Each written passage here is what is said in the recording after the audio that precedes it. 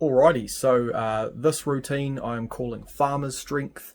It's a lower body and a core dominant routine, and it's sort of got those functional sort of, farm strength type exercises in it. You can see I'm actually editing it right now.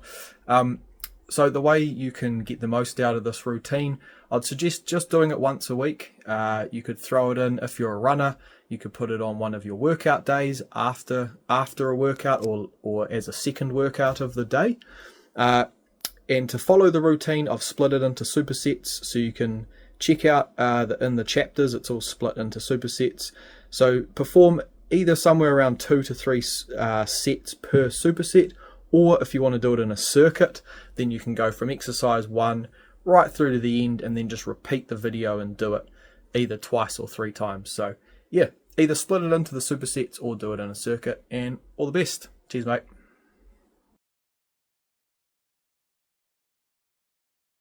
Begin in a tall standing position with a kettlebell in one hand. Now step back with the leg that is on the same side as the kettlebell, landing lightly on the toes as you perform a hip hinge. So once the foot is planted behind the body, you are hinging forward at the hips, keeping your torso nice and tall, bringing it down close to parallel to the floor as you reach down with the weight in hand, and you are loading up the muscles on the front stationary leg. Then from here, return back to standing position, matching the feet side by side in this tall upright posture.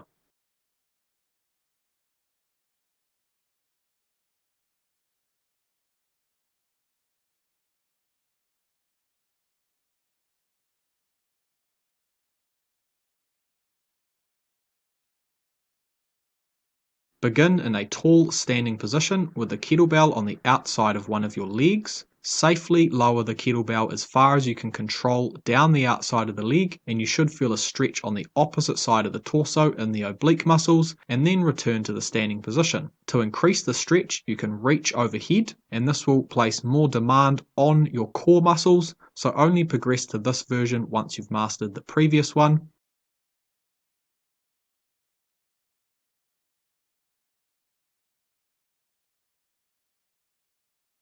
Perform a safe deadlift to get the weights off the ground, so you're now in this tall standing position. From there, slowly walk with light steps on every rep forward, maintaining this posture of a tall spine. Draw your belly button in, lead with your chest, pull your shoulder blades back, and perform light controlled steps on every movement. Lower the weights down towards the floor once you reach the end of your walk. Turn around 180 degrees, lift the weights up again, and then return back to your starting position.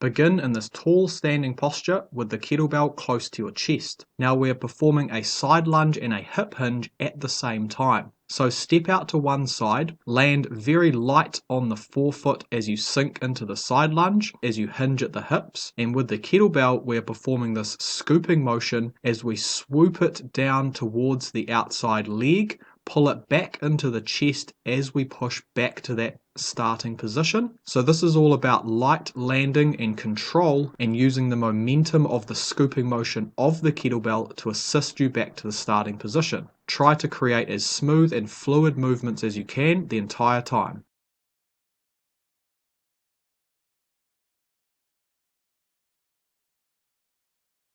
Begin in a strong kneeling lunge position. Make sure you feel stable before lifting the kettlebell off the ground, and position it on the shoulder that is the same side as the leg that is in front of your body. Now from here, you're going to lean out to the side as you press the kettlebell overhead. This should end with your hand directly above your shoulder, and your other hand is now planted on the floor for support. Make sure you are stable in this position before returning to the upright position as you lower the kettlebell back down to your shoulder and back into this upright posture.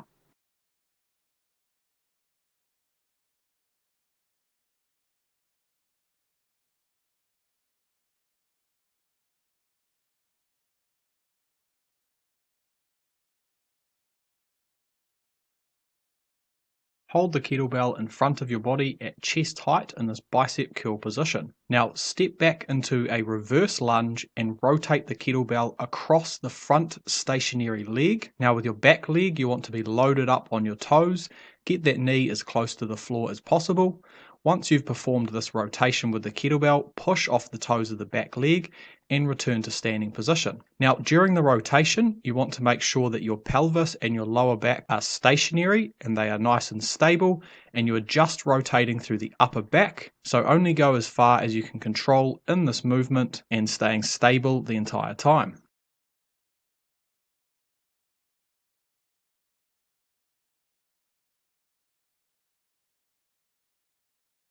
Safely lift the slam ball up off the ground and place it on one shoulder, and then either walking or with a light shuffle as demonstrated in the video, move with a strong posture down to the end of the room, spin around 180 degrees and return to the start point.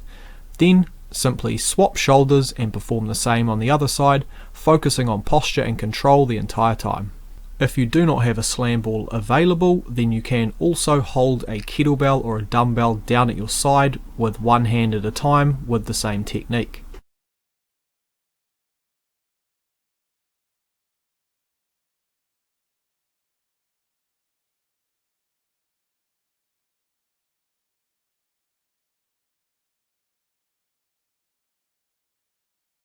Now with this exercise, we are advancing the regular wood chopper and adding in a step.